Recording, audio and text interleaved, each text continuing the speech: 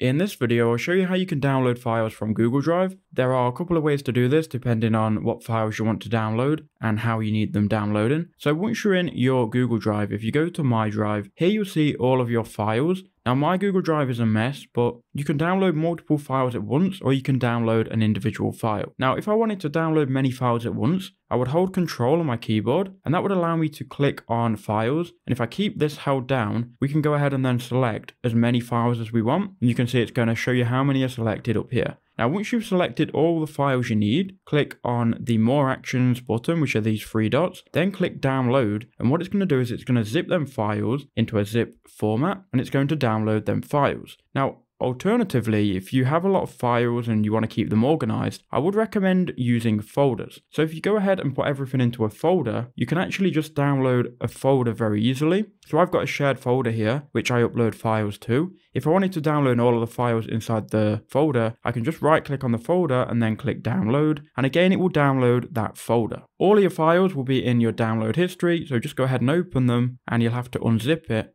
And there you go. Here are all of the files that you selected. That's how easy it is to download files on Google Drive.